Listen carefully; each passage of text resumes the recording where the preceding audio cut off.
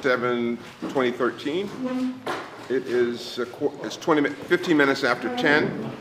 We're at the New York City Comptroller's Office, 1 Center Street, room 530, New York, New York. Can we have a roll call of trustees? Roll call of trustees, Mr. Dennis Emery. Present. Mr. Larry Schloss. Here. Mr. Justin Holtz. Here. Mr. Steve Cassidy. Mr. James Levin has Steve Cassidy. And Mr. James Levin. Present. Mr. Robert Straw. Present. Mr. John Kelly. Present. Mr. James McGowan. Present. Mr. John Dunn. Here. Mr. Jake Lamonda. Present. Mr. Sean O'Connor. Here. Commissioner Douglas White. Here. I have 24 votes and a quorum, and we start the meeting. Public agenda. Larry? Okay, so they're going to have their December performance results in color. Give you all. Beautiful. So it's the year end. Everybody had a Merry Christmas. You may recall from the last meeting that there were 3 or 4 visible risks that kind of were taken care of, so I won't go through those again. December was a good month. If you look through the economic slides, things are sort of trending up. The problem is they're trending up a little slower than people would like, but they're trending up nonetheless. In my opinion, people are sort of overthinking what the Fed's trying to do, and they're not listening. I think the Fed was pretty loud and clear yesterday. Said, we're keeping rates low, pay attention, we're keeping rates low, pay attention, we're keeping rates low. So despite the stock market, the bond market every now and winding back up, the Fed's keeping rates low. That said, Europe is still a mess. Someone pulled the alarm yesterday in Italy and said, hey, we're not quite sure who we want to run the country. That made things back up again, but the reality in Europe is as much as the ECB has kept rates low, not a penny of debt has been paid down. So the debt's still there, it's a problem. That said, in the US, CEOs are getting a little more confident, which is why you start to see the pickup in the M&A world, which is good for our private equity portfolio and it's good for our equities portfolio. That said, which is sort of a sign of confidence. That said, you have the sequestration going on in Washington. We'll all see what happens this Friday. But things are not well in Washington, and that causes uncertainty, and the markets don't like uncertainty. So again, generally things are on the mend, but there are little blizzards that pop up every now and then. So if you go to page 39,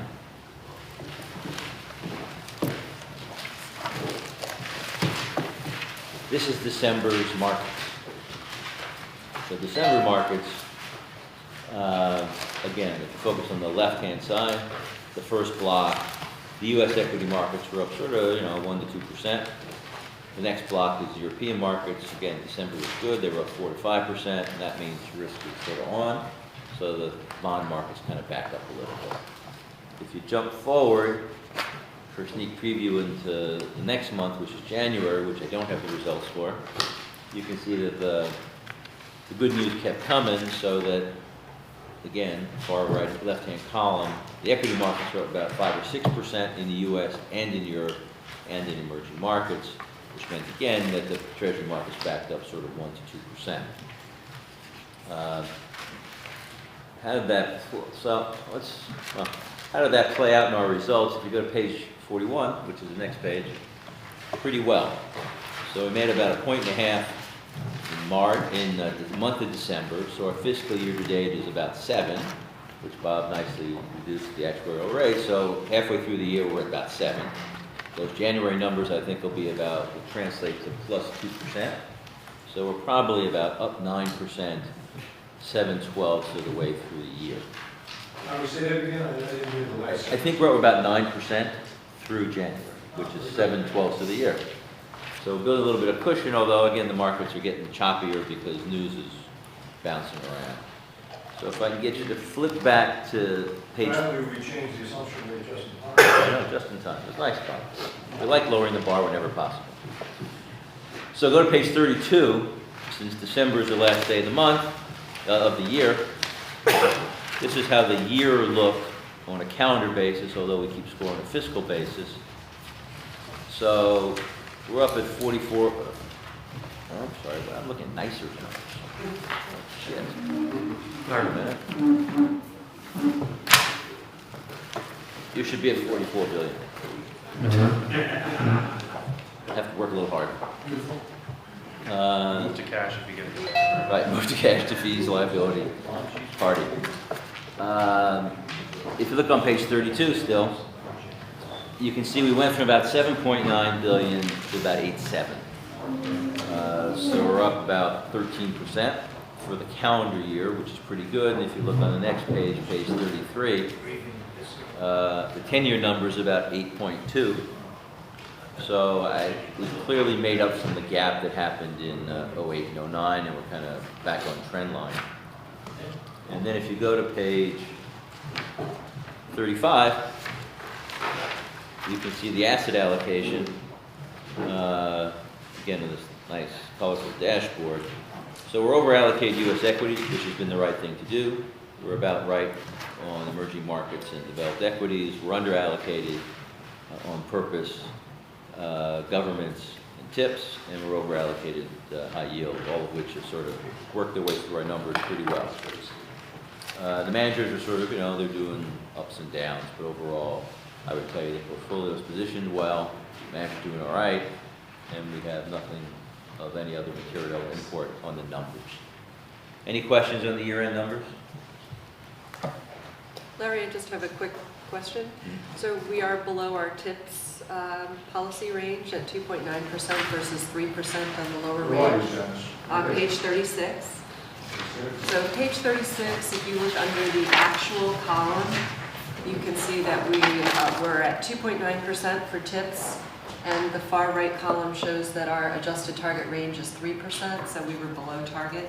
Yeah, we fixed it in January. Okay. And I think this is really good that you're showing us where we are in terms of this aspect of our policy. Can you just talk briefly about how often and how you monitor compliance with the other policy and guidelines in the investment policy statement? Sure, we look at the numbers monthly under Tom Markets, more recent under uncom markets. We monitor compliance with our managers. We get a report every quarter. We have a compliance department, they take care of that. We are compliant on everything as a way of doing business, active, passive, leverage, this and that. We get quarterly reports from all of our consultants which measure how we're doing versus virtually all those measurements. The most important thing is the asset allocation, which again we monitor in graphic detail. So, So do you, I think we're in compliance with everything. do you as Chief Investment Officer receive some sort of an executive report? No. Janice, fire officers are half deaf. Could you speak up a little bit? Oh, I'm sorry. I asked if Larry, as the Chief Investment Officer, received any sort of executive report that showed whether the plan is in compliance with its investment policy statement. And who would he receive that report from? No, I don't receive. You don't? There You is mean no- an executive summary or? There is no report. We look at the numbers monthly, and we get reports from each of our managers that validate that they're in compliance of their contracts, and since they're all in compliance, we're in compliance. It's up if everyone out there is in compliance, we're in compliance. And then the asset heads are in charge of making sure that if there's nuance that's not in this book is in compliance. So, but again, there aren't that many things in the IPS that are not in this book.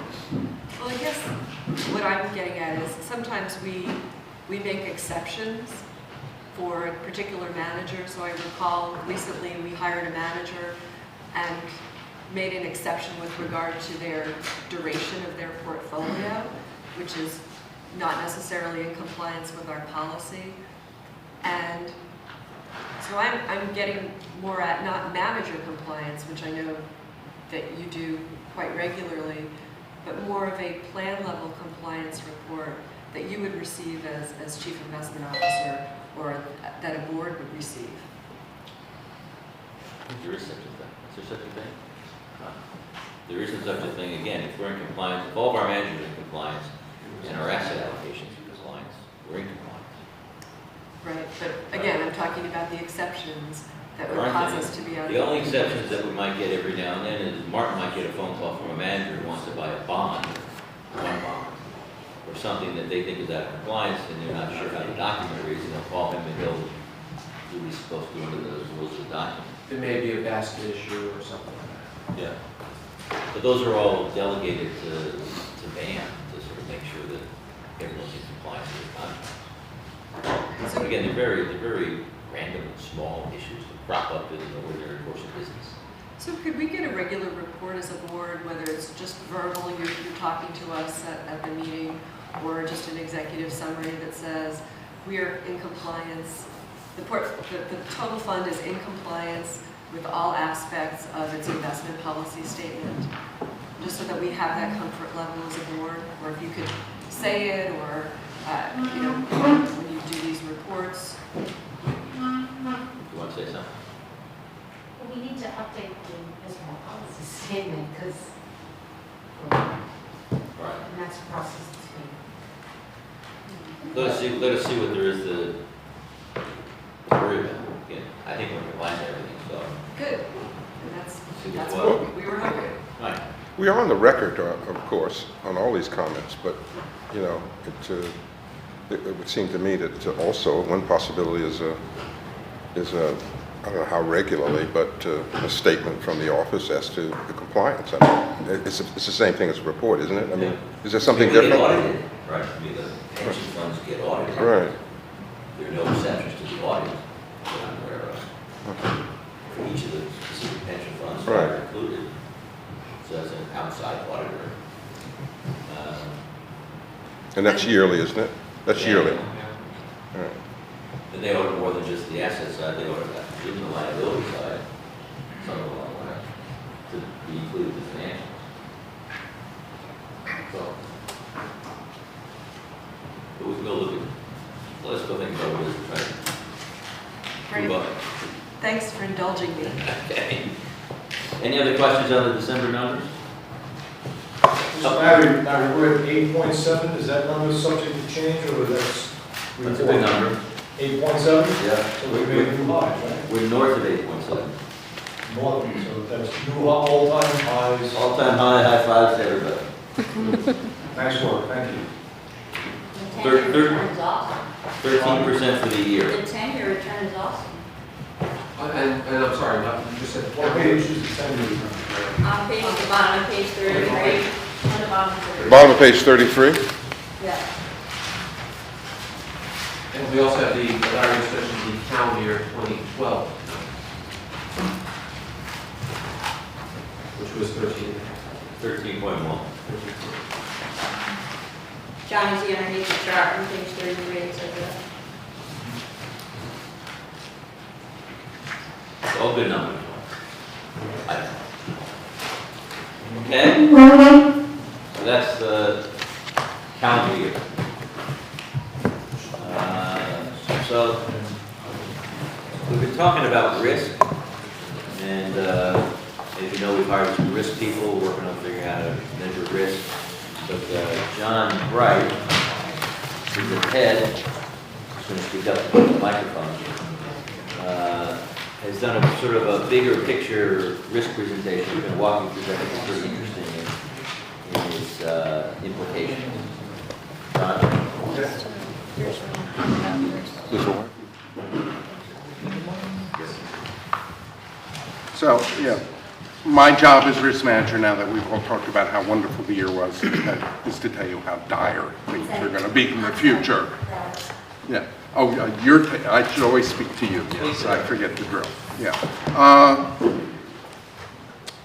And I met with you all last year and went through a fairly standard risk presentation. What's the value at risk? What are the correlations of the various asset classes and all that, the statistics. And the statistical approach can be so beguiling sometimes that we lose sight of the fact that the statistics are merely a tool for analyzing risk. And sometimes we tend to confuse risk with volatility and with statistics. So in this presentation, I'm going to veer away from that and look at risk more fundamentally and in a less statistical sense. My first job out of physics was at Security Pacific Bank, then one of the big four California banks. It disappeared. First Interstate disappeared, but B of A and Wells Fargo have survived. And there was a vice chairman out in LA who had an actuarial background and was very interested in applying insurance methodology and applying statistics to what was going on in the capital market side of the bank. And that job fell to me. So built what nowadays would be called value at risk systems, but I don't think that phrase was around in 1986, but it was essentially just compute the volatility of our earnings, our profit and loss on the capital market side. And the vice chairman loved it, the board loved it, we now had a risk report. And the great thing about being at Security Pacific, for me, I was very fortunate to be there. It was a perfect apprenticeship for a budding risk manager, because we were an incredibly accident-prone institution. And so in this very short span of time, I got to see essentially every way a major financial institution can screw up. And a pattern very quickly became apparent to me, a pattern which I've seen replicated throughout my 20 years of being a risk manager, which was when we lost money, it had essentially nothing to do with the statistical analysis of our volatility. And it had nothing to do with the correlations and whether we were diversified. It always had to do with we just did something stupid. And nonetheless, the regulators and the boards, every time we would screw up, would put more money into the statistical systems. We just have to analyze things more carefully. So as a result of this background, I'm skeptical of using statistics too much and just want to back you away from it. So presentation starts, it says page 2. But it immediately follows Larry's presentation in your books. Oh, but not in the little colored books, in the big one, yeah. 66. 66, thank you.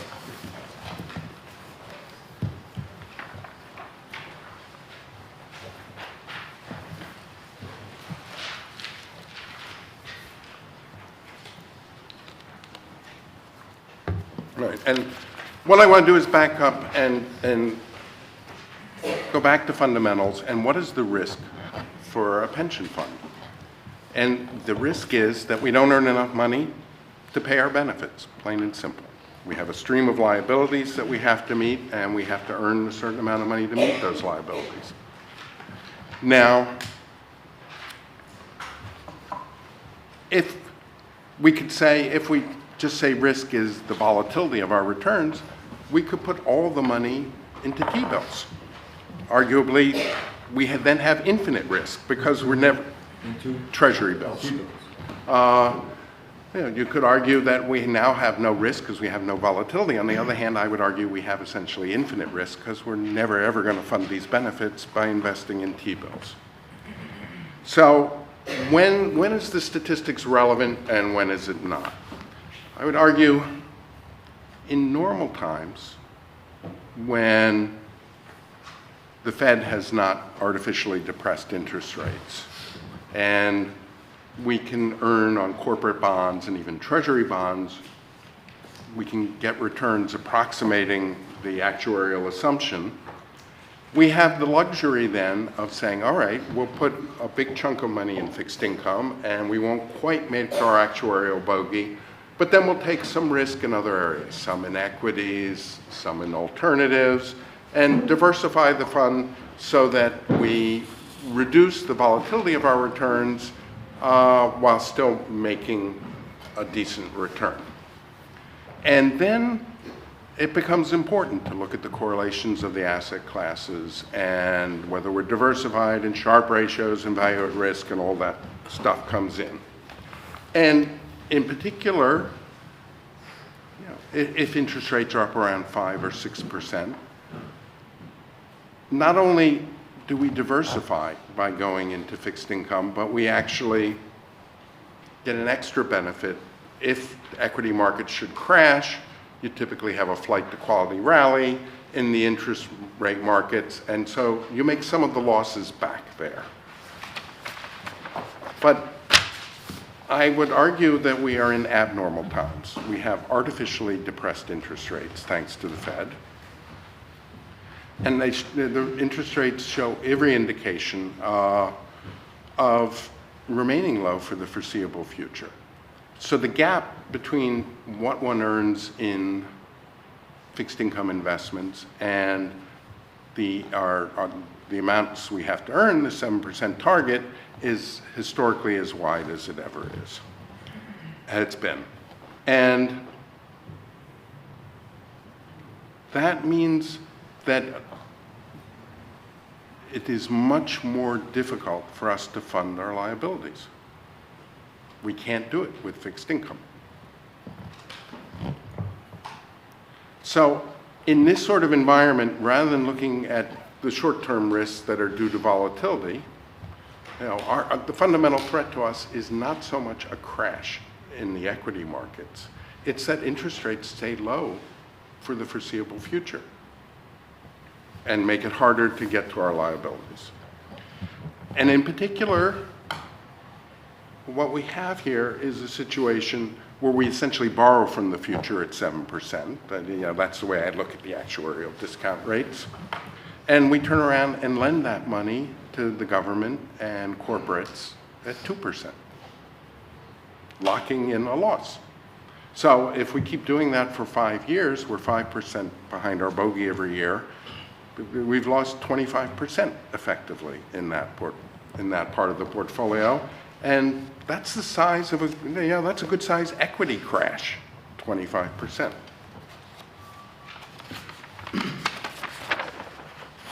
And then just a little bit about why I consider low interest rates so bad, or why higher interest rates would be a boon to us. The next page, page 6 of the presentation, just go through what are the consequences of a dramatic increase in rates. Suppose long-term rates went up 500 basis points tomorrow. Well, we would take a big mark-to-market hit on our fixed income portfolio. But we will make it back over time because we're now going to accrue at 7% instead of 2%. And the chart below just illustrates that. So in the long run, high interest rates are good for us, even if a backup in rates may be painful in the short run. And the converse of that is also true. The rally we enjoyed so much in 2008 in governments was great. We had a mark-to-market gain, but we've already essentially given that back with pathetic accruals. Because when we mark our bonds, they're now marked to yield lower and lower and lower rates. And over time, that money that we got that helped compensate for the loss in equities is being bled away through bad accruals. So, what are the effects of low interest rates? We need to avoid to earn 7%. That's our bogey after expenses. We got roughly a third of the portfolio earning around 2%. That means the rest of the portfolio has to do some very heavy lifting. It's got to earn roughly 10%. That's possible. This year, we did fine. But in the long run, 10% is a lot to demand of it. And to me, that's the biggest risk we have. If rates stay low, the burden on the rest of the portfolio is severe to earn 10% year in, year out. And, sometimes people look at what the expected return on equities should be by saying, what's the equity risk premium? And that's how much more you expect to earn in equities than you would earn in risk-free bonds. Yeah. Can I ask you a question? Yeah. I don't mean to interrupt, but... No, please. Just a brief history. Our asset allocation mix used to be 30% equities, 70% fixed income Yes. in the late 60s, right? Yeah. Then negotiations were done, and it went to 50-50. Yes. The city wanted to increase their Right. equity portfolio. At that time, the VSF fund, the Variable Supplement Fund, was created. I don't know if it went to 60-40 or right to 70-30. Do you remember? Because I can't remember. In 1995, Went to there 60-40. was an overall approximation of 60-40. Things had creeped up over the years. All right. And Well, and for then particular reasons, it was decided to move it to 70-30 at that In point. 2000 or 2002? 1995. Oh, it was even sooner than that. All right, so what I'm getting at, 96. I don't know whether you're implying this or even suggesting this, but it just came to me. Are you suggesting that we change our asset allocation? Yes, I'm about to get to that. Oh, you're gonna get that, okay. Yes. But, I mean, It's there are not ways, from a risk standpoint. yeah, but there are ways to do it. We can do it temporarily or long-term. That's certainly an option that we have. Right. So you are suggesting that, okay. Yeah. Yeah, what I'm saying is that I consider the biggest risk the fund has, that rates stay low. It makes it very hard to, Well, how do you predict how long the feds are gonna keep the rate low? You have no idea. I think the popular opinion was that they weren't gonna be as low as they are for No, this. I can't predict that. Risk managers, if rates go up to normal levels, we're fine. We now accrue at a decent rate. So my job as risk manager is not to tell you what's going to happen. I don't have a crystal ball. If I knew what was going to happen, I wouldn't be here. I'd be on my private island in the Caribbean. But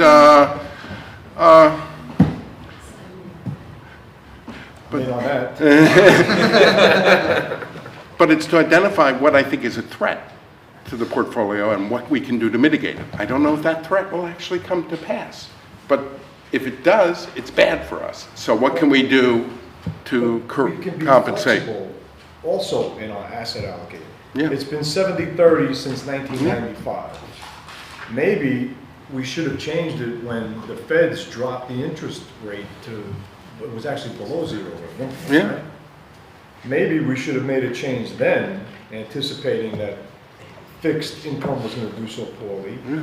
And maybe now, going forward, we could be more flexible with our asset allocation. Perhaps. I'm not saying 80-20, maybe 75-25. or- Yeah, yeah. Well, you'll see what I have to say. But the theme here is, in a low-rate environment, you want to be a borrower, not a lender. So what can we do? We can accelerate the reduction of Core Plus 5, which is the part that earns the least in the fixed income portfolio. Treasuries, high-grade corporates. Expand the rebalancing range, and in particular, accelerate our exposure to the bottom of the capital structure, which is where invest in people who are borrowers, who are taking advantage of locking in money at 2 or 3%. So that's equities and private equity. It's the mezz and equity tranches of real estate. It's hedge funds that leverage, futures funds that use leverage, and high yield and foreign bonds. Now, what would happen? Let's say the non-fixed income part of the portfolio manages to earn 10% year in, year out. Well, then the current proportion of roughly 2/3, 1/3 is fine. And I now would tell you the VAR, it's about $500 million. If the part of the portfolio that's doing all the work only earns 7%, so we have kind of a middling economic growth over the next few years, then for the whole portfolio to earn 7%, it would all have to be in those assets, which would raise the VAR by roughly 50%. And if we think we're really going to have a mediocre economic environment going forward, then we'd actually have to lever up the portfolio and have 120% or 130% of it in the riskier assets or the more volatile assets in order to meet the bogey. So my conclusion is that if we have middling to so-so returns in alternatives, in equity, in private equity, we can't afford to also keep a lot of money in fixed income accruing at 2%. I'm sorry, in fixed income. Accruing 2%. And we can leverage the portfolio indirectly by investing more in the bottom of the capital structure, or directly by investing in futures funds and any other funds that have inherent leverage in the way they invest. There are two practical constraints. One is the basket clause, which pretty much ties our hands. And I know this board has already voted to lobby Albany to raise it, but that's vital to my mind, to get the basket clause raised, in order to give flexibility so we're not governed by essentially an anachronism. And the other practical constraints is we will have more day-to-day volatility. The fixed income portfolio is an anchor that sits there and doesn't move about that much. But it also is an expensive anchor. It's costing us 5% against our bogey every year. So everyone on the board would have to get comfortable with more short-term volatility, and it's unpleasant to have volatility in the short term. Short-term volatility, you said? Yes, I mean, that's the trade-off. And it's unpleasant, it's always embarrassing, and particularly to the risk manager, to have that volatility. But I view it as essential to avoid what to me is the much, much bigger risk of simply not earning enough money. And But with these other alternative investments, where do fees fit into your calculations? fees? Larry's done a presentation how our fees are going to increase Fees to will go almost up. $1 billion Yeah. by 2017. So let's say we take on more risky investments. Yes. Our fees are going to increase. Depends so how does how you that do it. factor into your Yeah, it's analysis? It's a question of how one does it also. You could simply do passive equity, for which the fees are de minimis, and instead of core plus 5. Or you can do private equity, which does have good-sized fees, but it has the advantage that they're already leveraging up, so they're borrowing, and so that's helpful. You could do various CTA funds, funds trading in futures. They tend to have more modest fees than private equity, but yes. Unfortunately, moving more into the alternative space does mean paying higher fees. Now, part of the higher fees comes, of I'm course. not averse to the fees. I'm just wondering how it factors into your calculations. Well, I think the fees pale against the deal. losing 5% on the fixed income year in, year out.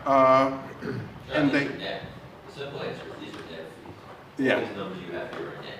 are net of fees. Oh, yes, I'm sorry. Yeah, because Bob's bogey is net of fees also. Yes. Also, the basket clause, changing the basket clause. There's nobody here from Corp Council today, right? Do you know, can we change the basket clause is for all 5 funds, correct? Statewide. Statewide, so we require statewide legislation, which is doable if everybody is in agreement. I would think it would certainly help That if has everyone been is in the agreement. past pattern. So it is doable. And I think part of it's part of my theme is that we really need to get rid of that, and everyone's Get rid of support it would be, well. or expand it. Expand it. I would, Okay. if I had my druthers, we would have a prudent man test, and the basket would be 100%, but even 35 is an But improvement. legislatively eliminating it, I don't think would be doable. No. Expanding it, changing it, I think is doable. But the other thing is, for all the trustees, is are you comfortable with living with more volatility day to day? Because that's the trade-off. I think we've shown that we've been acting that way over the last few years, certainly. I think the board would agree to that. hedge funds, a lot of other stuff Yeah. that we never did before that we're doing now. Right.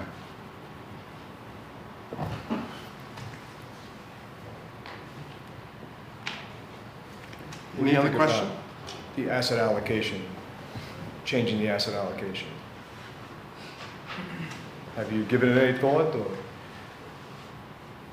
Well, even on a temporary basis? just a little history, as you know, the board went to a 70, and equities in a generic term, covering Yes. a lot of, Including the call it, basket funds. growth-oriented, capital-oriented kind of returns versus 30% fixed in 1995, 96 in that area. And it stayed that way until your most recent asset allocation study, where you reduced the equity component to a more diversified within that basket. I believe it's 65.5%, 34.5%. Now, a couple of issues brought up here related to that is that part of the reason you have been, I believe, trying to diversify within the class of equity assets is the theory that that diversification can produce similar returns at somewhat lesser risk. The diversification within the equities helps.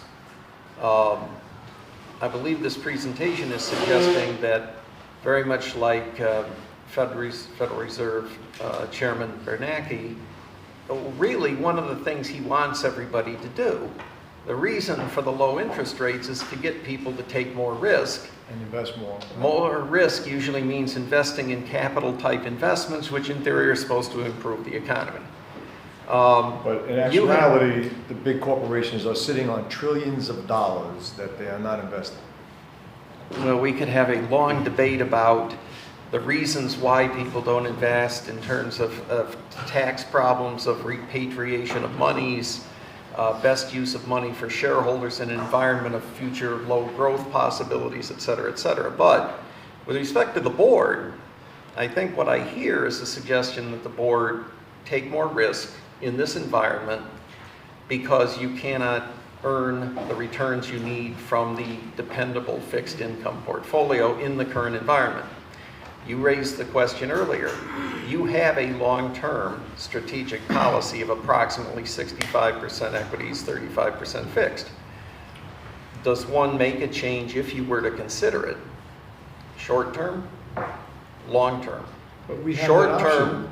Short-term would be a case of thinking about your asset allocation policy, big picture, in terms of some tactical adjustments.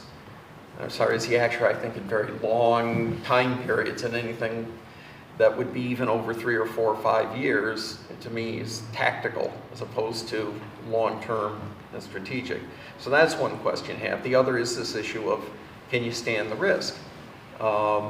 These are expectations that putting money in riskier assets will produce greater expected returns. No guarantee. That doesn't guarantee you get it, Right. but it does increase the likelihood. One final comment I'd like to make about risk. I believe the presentation is largely focused on the risk of the fund growing to meet the benefit payouts. And one of the examples is, what if the interest rates jump? I believe the risk then goes from a risk of currently the question is, can you make enough in funds to avoid employer contributions from rising? Can you make the actuary 7% conceptually, which affects the calculations? Well, if you get to 7% on the fixed income portfolio model, it probably comes along with an underlying expectation of greater inflation, which in some ways means that you might be able to make the actuarial bogey and be able to keep the employer contributions down. But to some extent, part of the risk then, the inflation risk, is a risk then that will become a burden to the pensioners in terms of diminishing real dollars of benefits. So there's a lot of different risks, and this one focuses primarily on pay the benefits and the impact on the employer side. But in a complex world of changing economic conditions, risk can move around a lot. And for your short-term issue, And referring to Larry and the CIO, you've recently done an asset allocation study.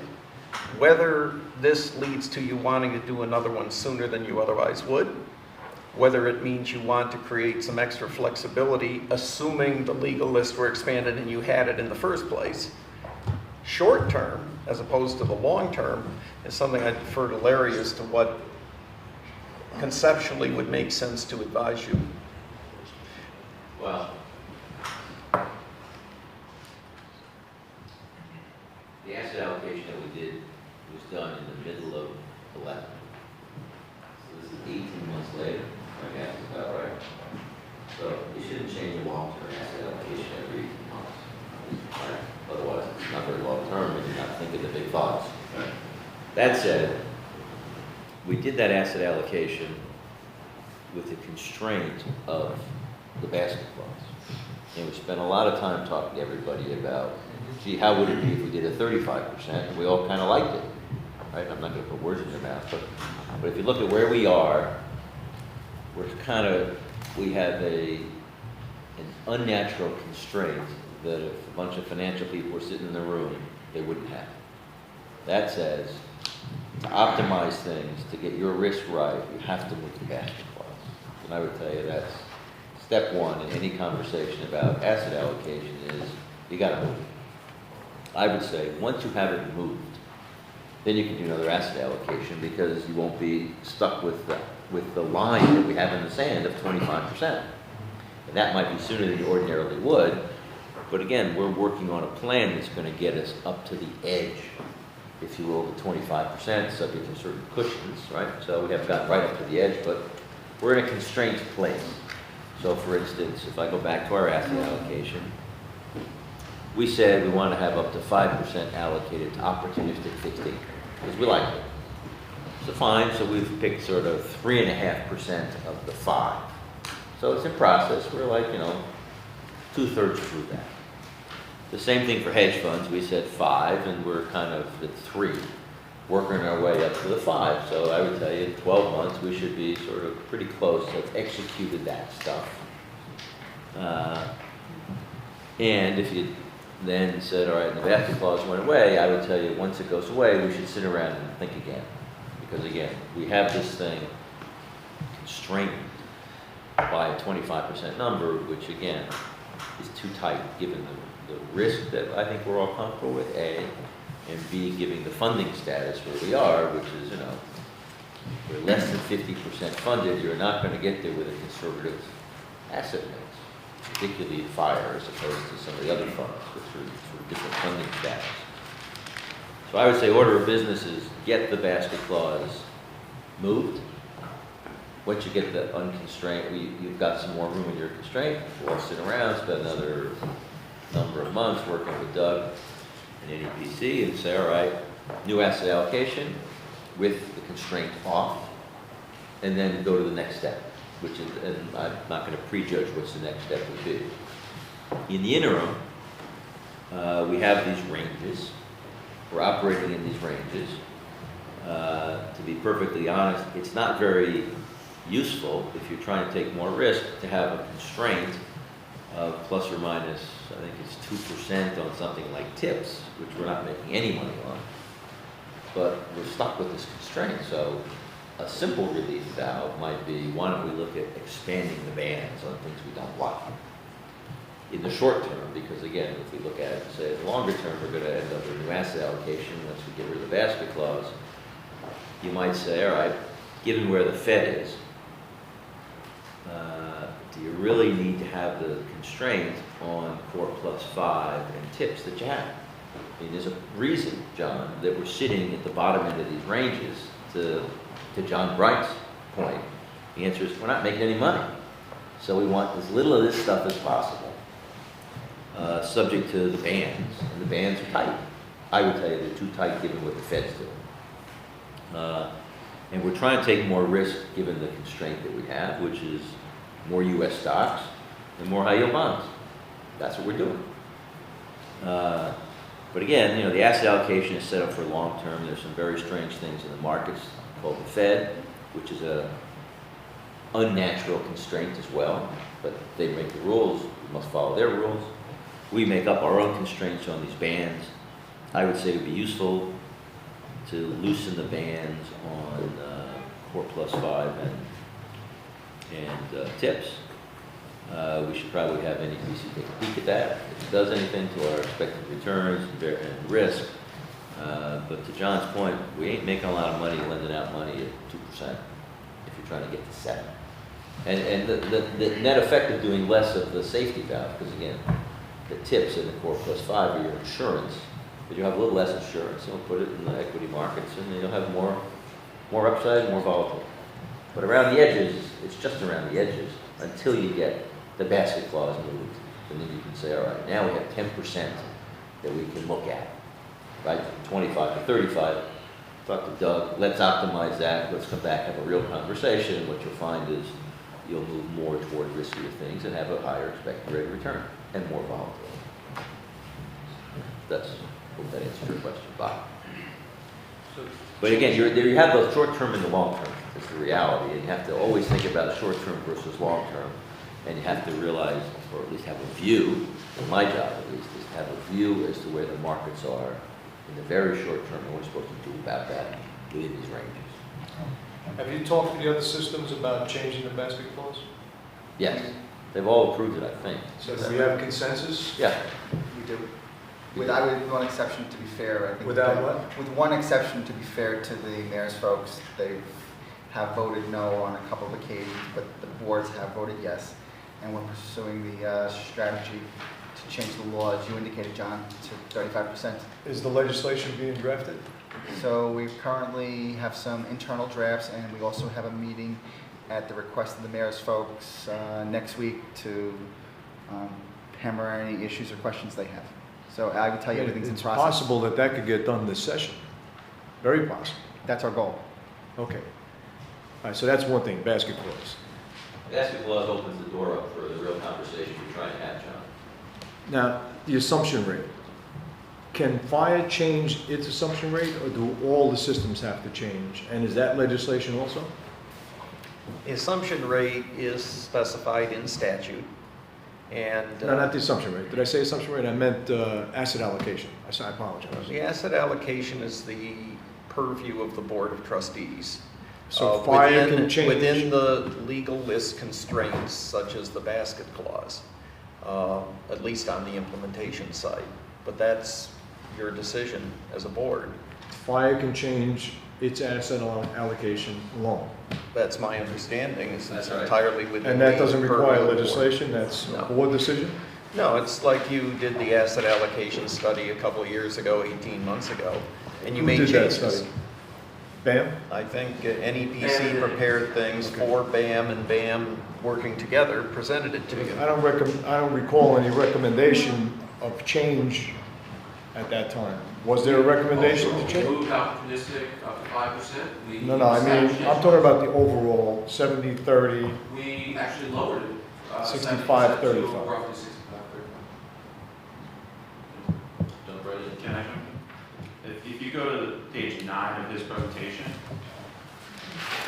so the list of things at the bottom, the last bullet and sub-bullets, you've done really all of those things to some extent, with the exception of foreign bonds.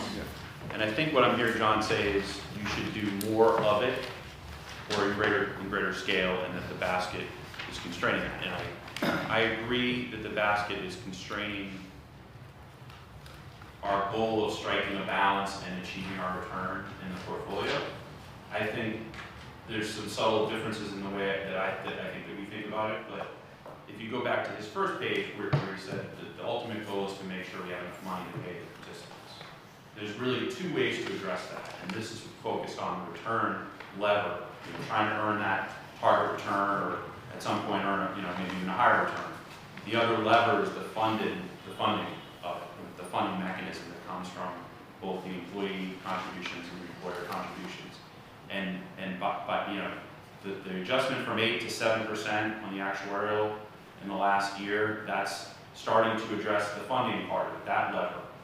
The reality is that lever is probably more important than the return lever at this point.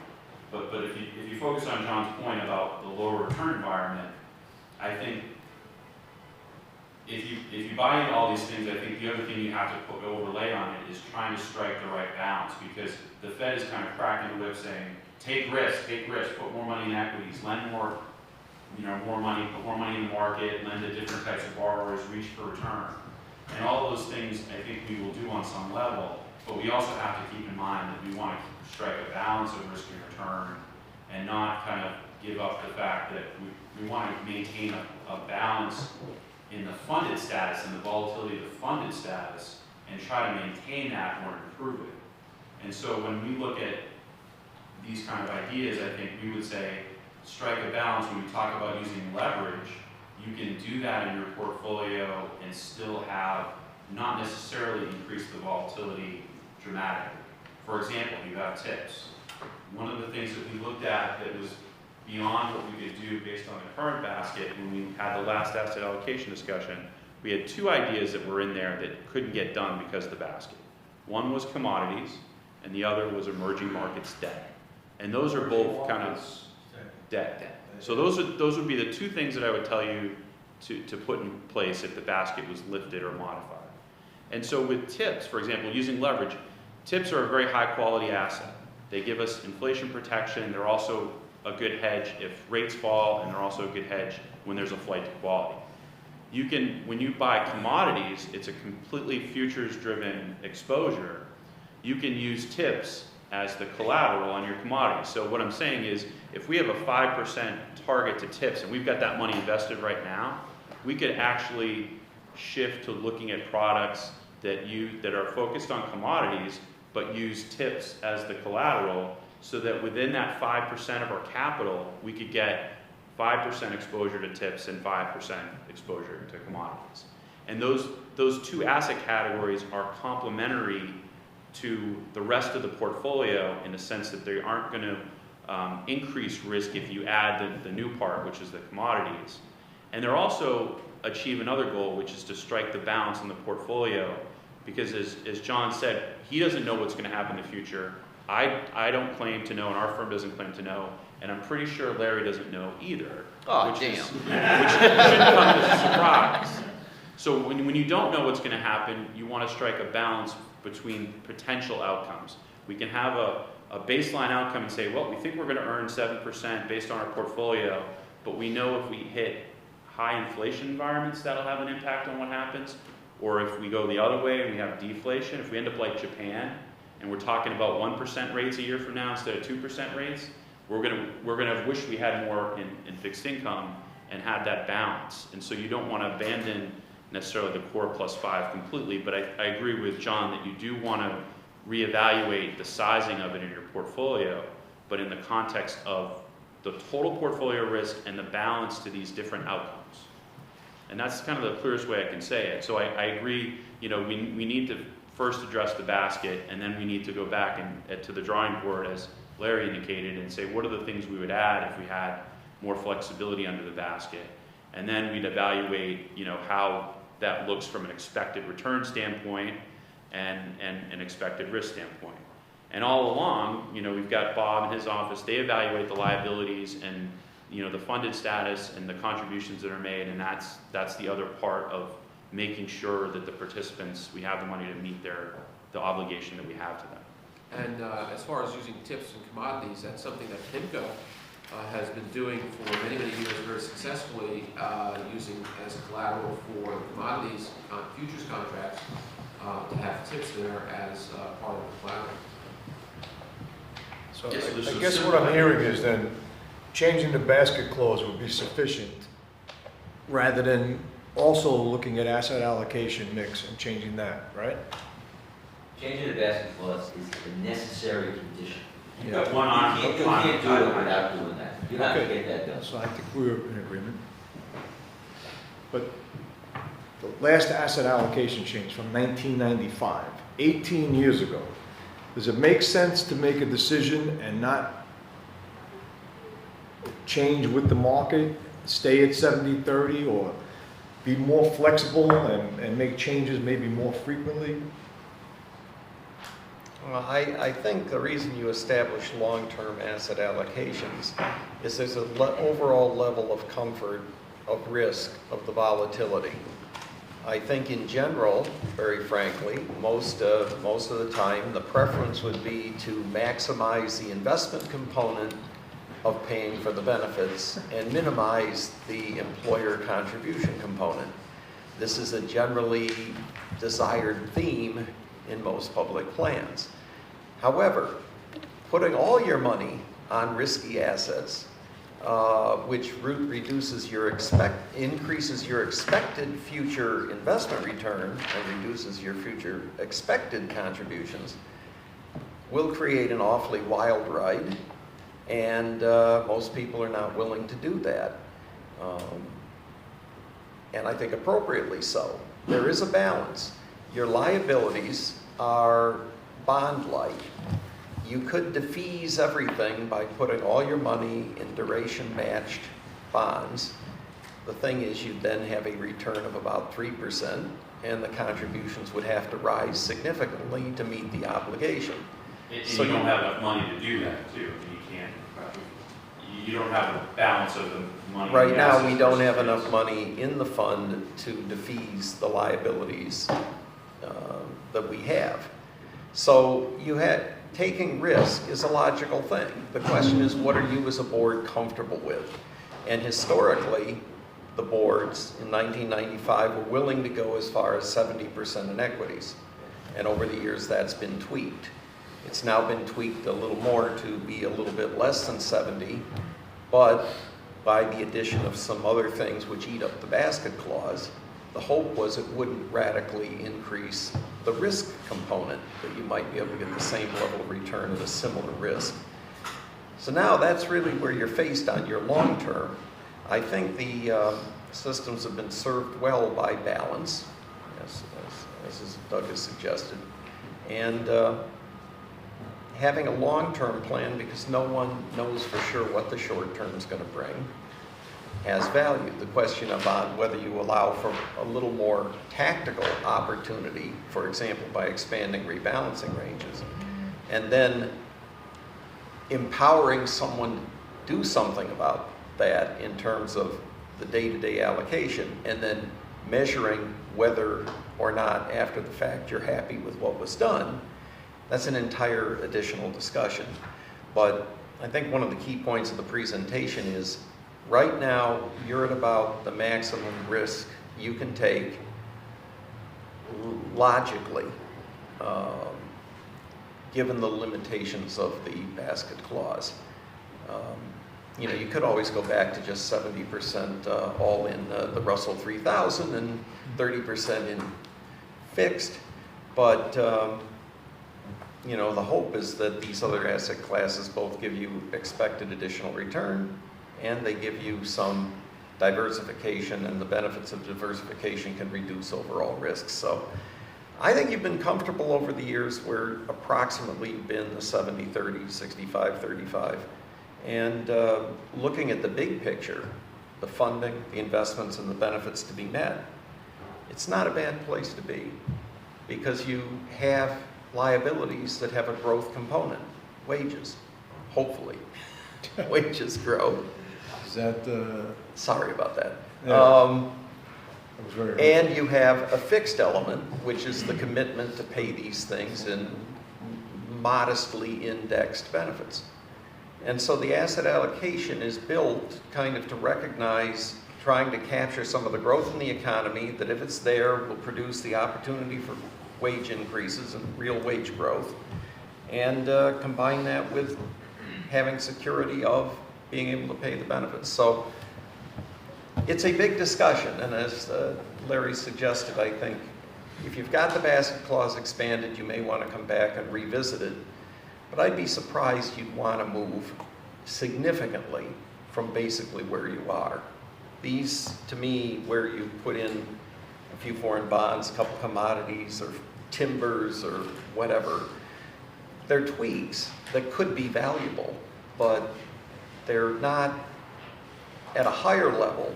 Are you investing in growth assets, or are you defeasing your liabilities with fixed income investments? And that's your risk-reward trade-off, and that's what you have to decide as a board. But that's within your power. The asset allocation is entirely within your power. Thank you, Bob. And John? And I would just ask, and I do it myself also, but every time Bob said risk, if you would substitute the word volatility. And every time he said risky, substitute the word volatile. In terms of the assets, yes, that would be good. I do hope that there's a recognition of some of the other big picture risks as well, the risk of inflation and the loss of purchasing power and other things. But in terms of the context of today, yes, we were talking about the volatility of the assets and its potential impact on then volatility of contributions to the employer and so forth, which the actuary tries to dampen through other ways and should not be, I think, the priority concern in your considering asset allocation, but it is an element that is there. Yeah, kind of a question, comment, request. So listening to Doug and Bob speak and just topping off this discussion, it seems that we have a number of different ways to address the contingencies that Bob has brought to our attention, one of which is to concentrate our risks in a return-seeking approach. Another is to diversify our risks, if I understand what Doug has said, kind of what they call in the finance industry parlance, a risk parity type approach. And I think that, you know, before we go down the road of changing the basket clause or even considering adjustment to asset allocation, we as a board need to determine whether, you know, our biggest risk that we want to control is funding risk or contribution risk, because there's no free lunch. We're going to have to choose one or the other, and I think that it would merit a side study, perhaps that's something Doug could look into. What study? A side study, a study on, you know, the risk parity approach to addressing these contingencies. We knew when we went from 8% to 7% that employer contributions were going to have to increase, right? So I guess that's the question. Do we, is writing out a whole bunch of volatility and stomaching at some points this could entail severe underfunded ratios? Is that something that we're comfortable, you know, signing off on? Or do we think that, you know, accepting a higher contribution rate and taking a different approach to addressing these contingencies is, you know, most in line with the board's philosophy? Maybe we should have a subcommittee within this committee take a look at this stuff. If I could just say one thing, I think, Justin, the way you talk about the basket issue, I'm not sure you quite have all the history, and that's why I'm happy we're going to meet. If you look at the history of the increase in the basket, it's always been done incremental.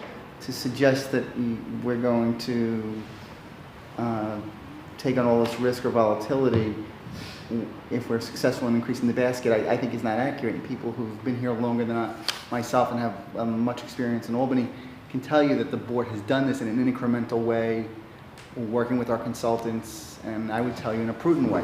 So I think that the context in which you sort of place the question of increasing the basket and versus where we're going in the future, you know, I would tell you is not entirely accurate, and I look forward to meeting with you on that. But I think I'd like to hear from the other trustees.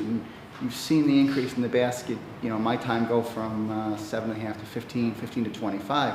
It's all been done incremental with the appropriate review and assistance from consultants and BAM in terms of new areas that the boards have decided to get into. Yeah, I'll acknowledge that I haven't been around for years on these basket clause discussions, but I'm just regurgitating what I've heard today, which is that we need to raise the basket clause so that we can concentrate more on equity risk and speculative bond exposure. So I'm just kind of taking the discussion at face value, and if that's not what is on the table, then, you know, happy to flesh that out at a subsequent, you know, meeting between our various groups. The takeaway I would give you is that the increase in the basket over the years has been done incrementally and with consultation with BAM and our consultants. So that's the takeaway I'd like to leave you with. Okay, so we wrap this part of the conversation up. Thanks, John. So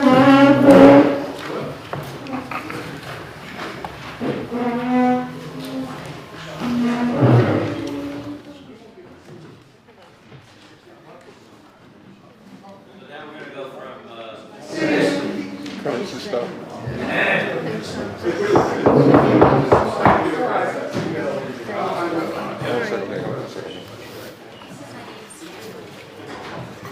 There was somebody was knocking, I didn't know what was going on.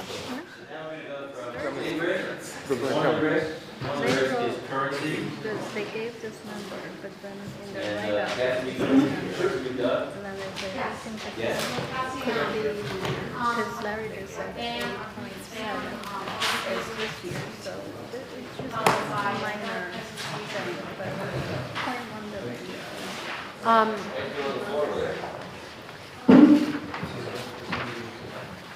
So essentially, What's that? I was going to get, Wait till we get it all out. You guys are throwing it around first. Oh, I already have one.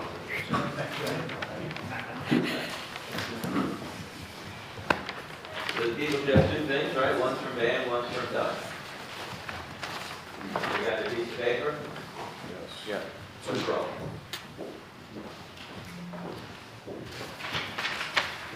the BAM thing is the skinny one, the larger package is the NEPC package.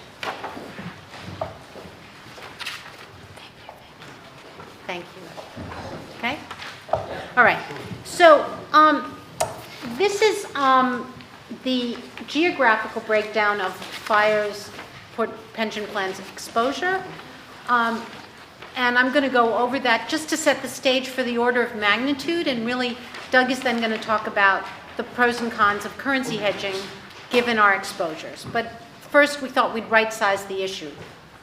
So if you turn to the first page, the asset class exposure is broken down here. This is by asset class.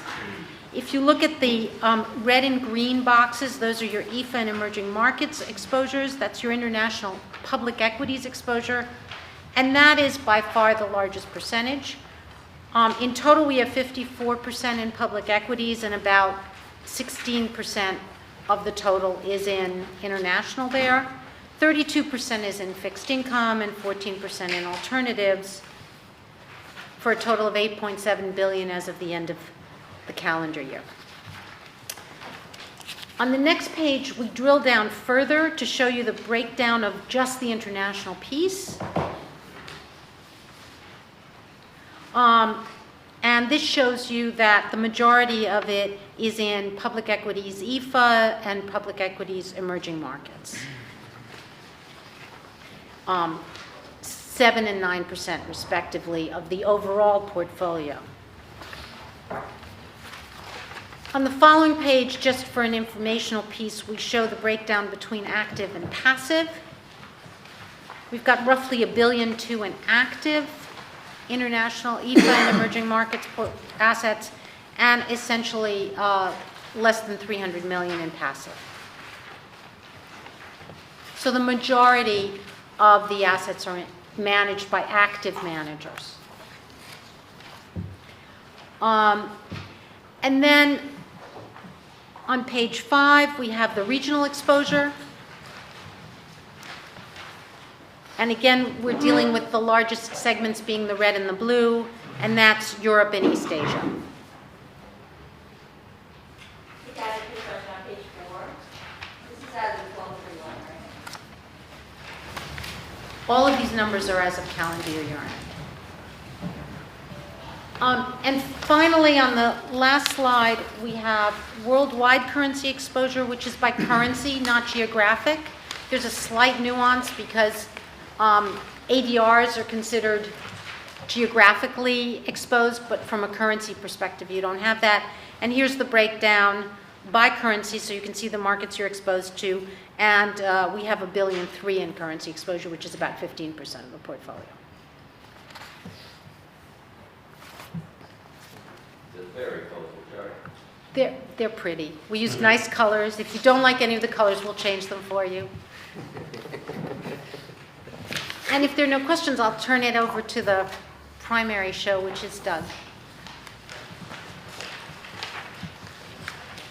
Great, so our presentation is just going to focus on how really the idea that when you invest overseas, the risks that you're taking are essentially you're investing in the underlying assets you're buying, like equities, and you're hoping to get an earnings stream from the equities. But because those stocks reside in other countries, you're also taking currency risk. You're exposed to the currency movements versus our home currency, which is the US dollar. So, you know, when we hire Fidelity to do international small cap, and we give them $100 million, we send it to Mellon and $100 million US dollars, what they're going to do with it is they're essentially going to buy other currencies, and then with those other currencies buy stocks in those markets. And so while you don't necessarily own the currencies other than during the transaction, what happens when you sell your US dollars and buy this basket of other currencies is that if the dollar rises versus those other currencies, you have a loss on the currency exposure. And if the dollar falls, you actually have a gain. So you have gains and losses just from the currency movement, and not necessarily from whether the equity basket of securities you buy do well or do poorly. And over time, we expect that the return from the equities outside the U.S., that return stream is going to be, you're going to earn a similar level of return, but it does have a correlation benefit, so in that, and partially due to the currency, that sometimes the international equities are going to perform differently than U.S. equities. But in general, if you look, turn to page 3 in our presentation. Currencies, as you know, are volatile, and they're not really a source. We do not believe they're a source of return. So when you invest in these markets, you're assuming the volatility of the currency really without any commensurate return adding to that. And so the question then becomes, are we accepting of that risk, or do we want to hedge it, or do we want to eliminate it? And then if we as part of that discussion, you want to decide how much it's going to cost to eliminate it and whether it's worth the cost, and then the mechanism for doing that. And so if you think of us in the US, we're very spoiled in that our market is a big part of the global equity market, and in the fixed income markets, it's even a bigger part of the global fixed income opportunity set. Other countries like Canada and you know, some of the other smaller developed countries, when they manage their pension funds, they've been doing this for a long time, they may have 60 or 70% of their assets outside of their own country, because their own markets are much smaller opportunity sets relative to the global markets. But they're going to hedge most of that. They may take some currency risk, but for the most part, they may hedge, you know, 70 or 80 or 90% of it. And so they're taking a holistic approach and saying, what markets do we want to invest assets in, and then making the currency decision separately because of the way that they view the opportunity set and their own country's size of their own country's market. In the US, we've been spoiled because our market's been bigger. So when we tiptoed outside of our market with, you know, 5, 10, 15% international equities, and we add emerging markets, and maybe down the road we add emerging debt, it starts to become a bigger part of our portfolio. And part of the reason we're doing that is because the US market is becoming a smaller and smaller portion of the global opportunity set. So we're kind of at a point now where what we're trying to do at our firm is raise awareness of this currency risk and the fact that it's really not compensated. It's really an additive risk. So if you go, if you shift in, there's some pages in here that look at it. If you go to page 9, we're just going to look at bonds and stocks. And so there's 2 charts here where we try to break out the contribution to the risk of these 2 markets from currency. So the top box has the Citigroup World Government Bond Index. And that's primarily a government bond focus index that's focused on the developed markets. Now, because bonds are themselves a lower risk asset relative to equities, when you put the currency volatility on top of it, the currency volatility actually ends up making a bigger part of the total volatility of that asset category relative for a US investor than it does on the, you can see the bottom chart is the MSCI fund, where, you know, between 10 and 20% of the volatility, that green stripe, is really just the currency volatility. but on the top you can see the green is much more significant. Now, you don't really have a lot of investments outside the U.S. in bonds. I just also want to explain that in case you're wondering why not. And this goes to the basket discussion. The basket permits, the law permits 10% in non-U.S. equities, above 10% goes in the basket. The law does not allow 10%, the same 10% in non-U.S. fixed income. All non-U.S. fixed income, with the exception of some certain Canadian dollar bonds, all go in the basket. So it's all basket. So we don't have it. That's the reason we don't have it. Right, but the point of this chart is to explain that if I tell you that the U.S. market bond volatility is 5%, the world government bond volatility in the high-quality developed markets is a similar level of volatility, but when we project it from an asset allocation standpoint, the volatility number we use is higher because of that currency effect. Same, we recently, in the last 3 years, started breaking out our asset class assumptions between hedged and unhedged for both of these categories. And again, it's an acknowledgement that the currency risk is really additive, and it's something that you should consider hedging. And we also have a view, when we extend that discussion to the emerging markets, we have a long-term secular belief that developed market currencies relative to emerging market currencies will weaken over time, and part of that's really driven by the belief that economic growth will be more robust in the emerging economies over a long cycle, and that their currencies should weaken as a result. Because there's really, if you think about it, there's almost an equalization that's going on. The emerging markets countries are catching up to us both in terms of their level of economic activity and then the standard of living of all of their citizens. And the U.S. and the other developed markets are kind of more in a flat level or even declining level of economic activity and standard of living. And so over time, we think this will equalize, and as a result, we believe that the emerging currencies will appreciate. So we've typically advised our clients to leave their emerging markets exposure to currencies unhedged, whether it's in bonds or in stocks.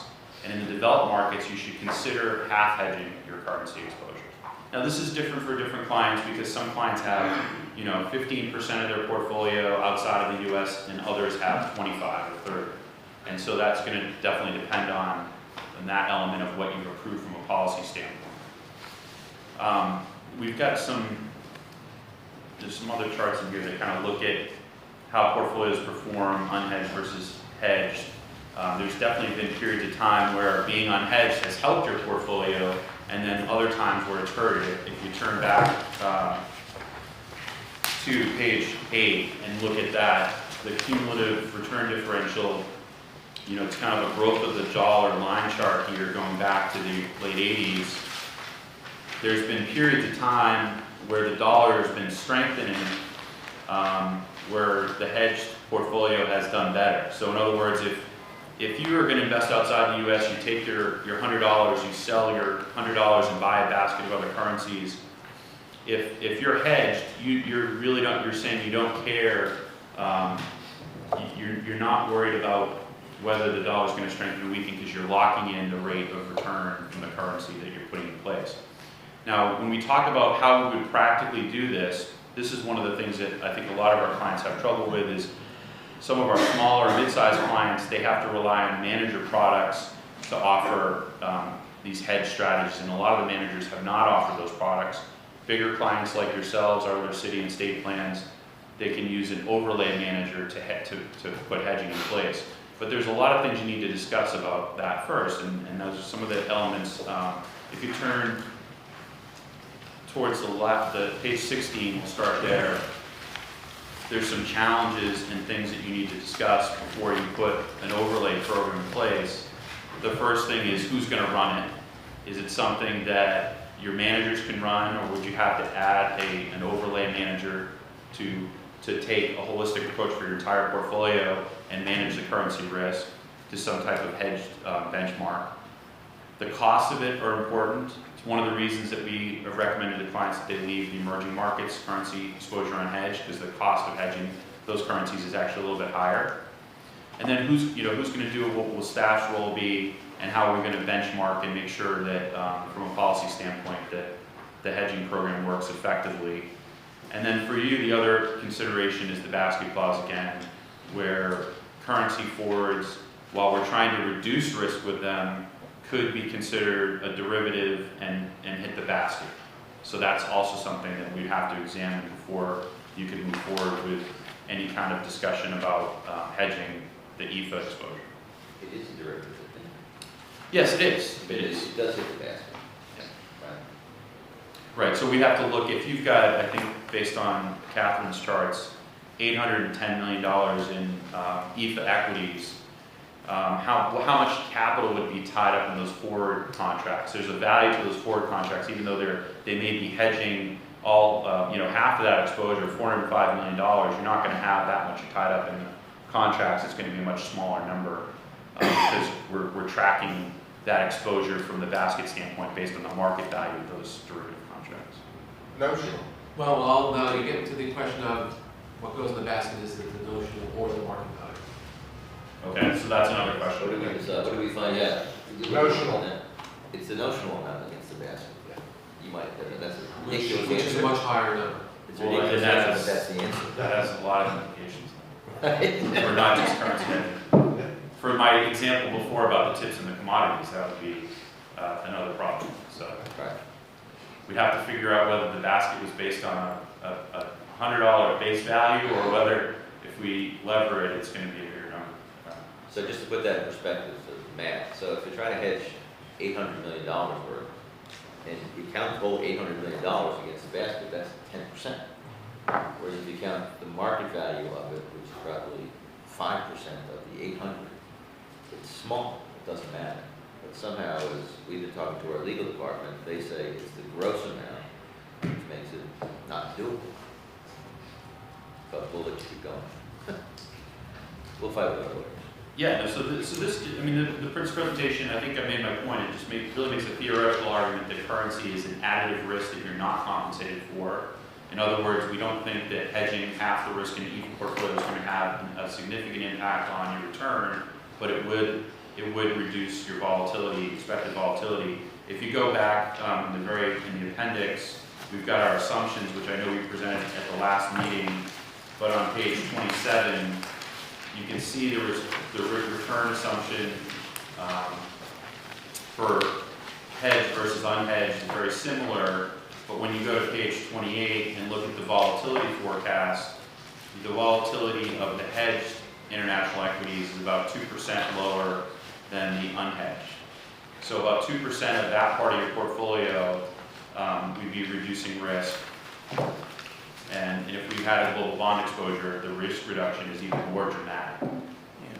Doug, could you explain a little bit more where you would get the additional 25 basis points from hedging? Is that a bet against the euro in effect?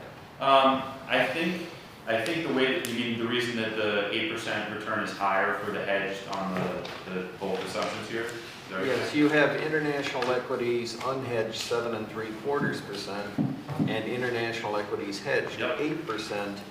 So you're basically saying on an expectation basis, you could get an extra 25 basis points from hedging? Yeah, no, not from hedging. I think we were saying that we had an outlook for the dollar that it was positive if you were hedged. And effectively against developed market currencies. Yeah, outside the U.S. That's right. Right, which, Yeah, I mean, I guess I focus more on the return impact. I mean, I think the 25 basis point number there is a little bit of a market call based on where we see the basket of non-U.S. currencies versus the U.S., which you could say is a judgment call that's subjective. I guess that is the point that I would want to make, is it could well be reasonable. But absent that, if you have the same expected return and Yes. lesser risk, you would have less volatility in the portfolio. And then the question though is it worth the price? That's right, and we'd have to evaluate the price. And what do you think the price would be to hedge the EFA portfolio, for example? It would be somewhere, for the EFA portfolio, somewhere between 20 and 40 basis points. At least. which, are these numbers net or gross? in These your- are designed to be net of fees. Net, so you're then suggesting that a hedge portfolio may be worth more than 50 basis points more, which is a fairly significant bet against the developed market currencies versus the US dollar. Yep. And, Yeah, I can provide the backup on our assumptions and why we have that 25 basis point spread right now in place. But I think overall, if you think about it kind of over the long term, we would expect the returns to be similar from the equities, the underlying equities, but the hedging cost would essentially be the cost you would pay to get the reduction in volatility. so in which case, whether through hedging or through a separate currency program, you're really getting your, if there's any perceived return here, it's through a bet on the relationship of the dollar to other developed market currencies. And I mean, if you introduce an active component to it, you could make bets that would offset the cost, but I don't know. Well, We're but not in a sense- advocating doing that. I understand, but in effect, by hedging, it is almost an active alpha bet that the alpha bet, not alphabet, a bet on making alpha out of hedging, just because you believe in effect, the euro will underperform the dollar. Based on the assumptions here, yes. On the assumptions here. Yep. And that's a question of whether or not that's worth spending 25, 40, whatever basis Yep. points to make that bet. The extra volatility, I would imagine, on the portfolio of the whole is pretty modest. And there's already discussion of whether or 10% not at take, least. So, 10 to 20%.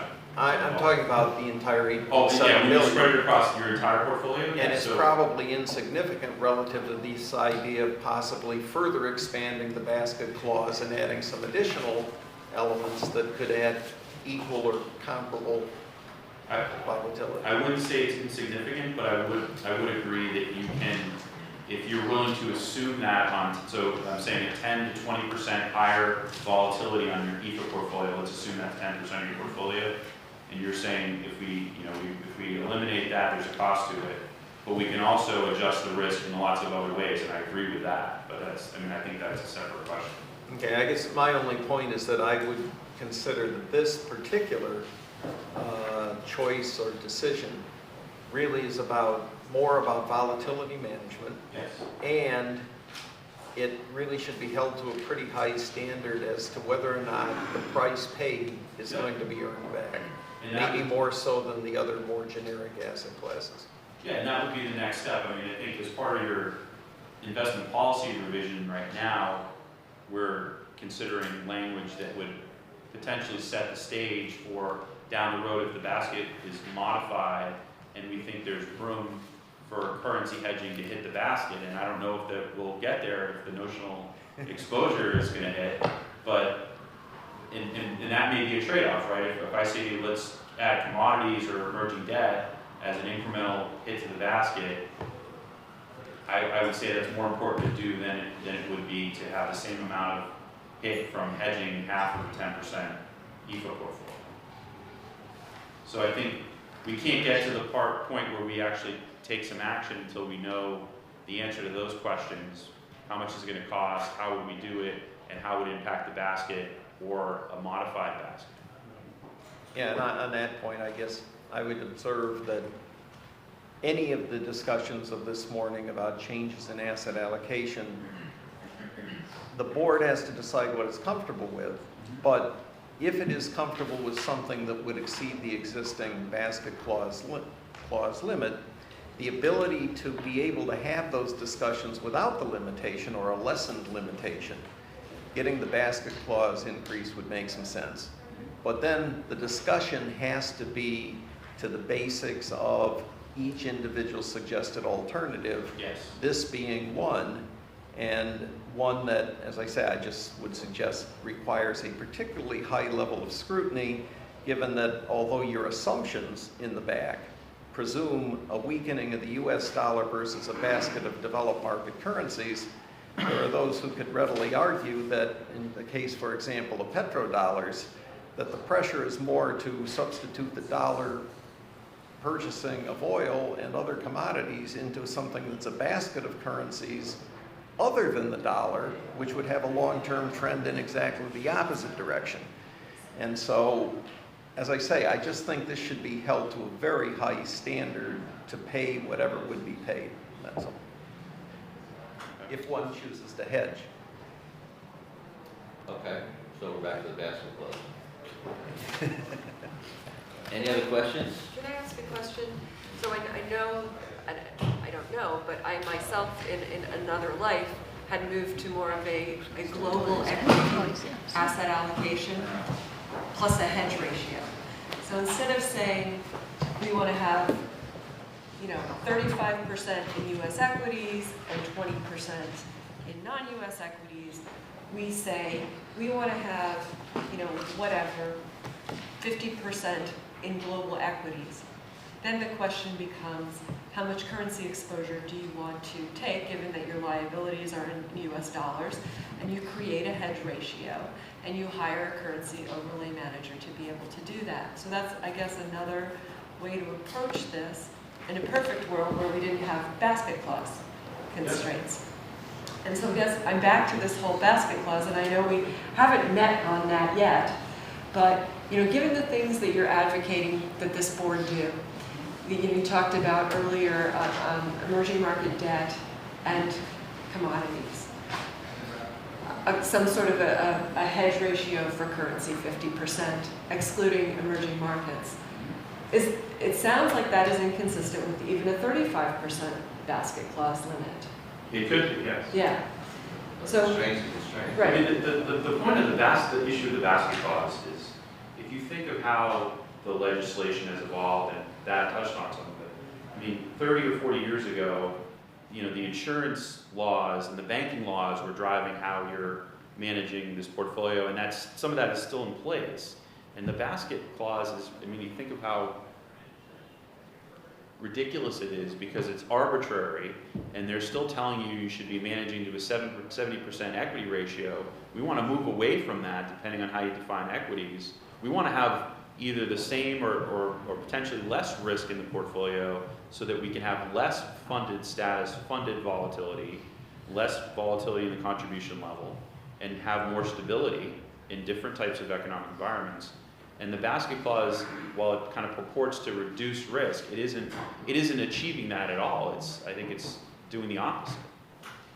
And I understand that there's a political legislative process, and part of putting that basket legislation forward is you need to educate people in Albany about what your alternatives are and the types of things you're considering, and that they're not all kind of just additive to risk and we're just looking for a longer leash. It's not the point at all. So I hope it's not controversial. At this table at least, it shouldn't be. I vote for you, Doug. For what? I'm not running. Enjoy Albany. Well, as I said, we're happy to go up to Albany as many times as necessary because it really is about the bottom line for the firefighters' pension fund. So, getting that done. Okay. We done with currency? You're gonna take care of the basket with the mayor's house, and everything will be good. Okay? Perfect. I like that. So that ends the public agenda. So we need a motion to move out of public session into executive session. So moved? Any objections? Hearing none, motion passes. So we do manager review and watch list update? Is that it? Break down the